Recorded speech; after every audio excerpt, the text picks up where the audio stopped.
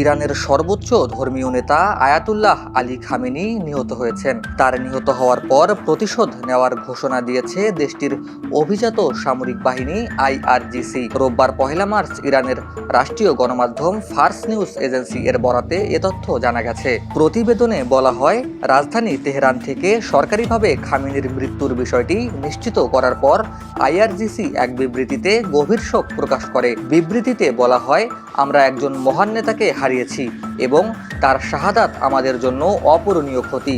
মানবতার বিরুদ্ধে সবচেয়ে নিষ্ঠুর সন্ত্রাসীদের হাতে তার শাহাদাতই প্রমাণ করে তার নেতৃত্ব তাদের জন্য বড় হুমকি হয়ে উঠেছিল।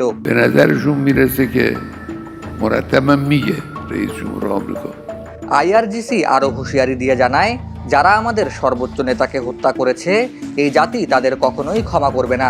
ইরান প্রতিশোধ নেবে এবং দেশি বিদেশি সকল ষড়যন্ত্রের বিরুদ্ধে কঠোর ব্যবস্থা গ্রহণ করবে। এর আগে খামেনির নিহত হওয়ার দাবি প্রথমে প্রকাশ্যে আনেন ইসরায়েলের প্রধানমন্ত্রী বেনিয়ামিন নেতানিয়াহু।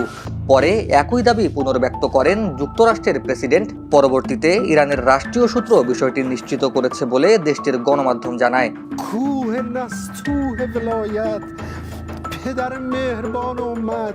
৮৬ বছর বয়সী আয়াতুল্লাহ আলী খামেনি দীর্ঘদিন ধরে ইরান এবং সর্বোচ্চ ধর্মীয় ও রাজনৈতিক নেতা হিসেবে দায়িত্ব পালন করে আসছিলেন।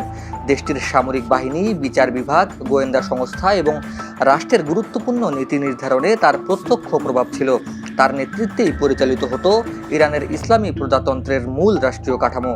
১৯৭৯ সালের ইসলামী বিপ্লবের মাধ্যমে তৎকালীন শাসক মোহাম্মদ রেজা শাহ পাহলভি ক্ষমতাচ্যুত হন এবং ১৯৮৯ সালে তার মৃত্যুর পর উত্তরসূরি হিসেবে দায়িত্ব গ্রহণ করেন আয়াতুল্লাহ আলী খামেনি এবং এরপর থেকেই তিনি দেশটির সর্বোচ্চ কর্তৃত্বের প্রতীক হিসেবে দায়িত্ব পালন করে আসছিলেন। খামেনির মৃত্যুর খবরে ইরান জুড়ে শোকের ছায়া নেমে এসেছে বলে রাষ্ট্রীয় গণমাধ্যমে উল্লেখ করা হয়েছে।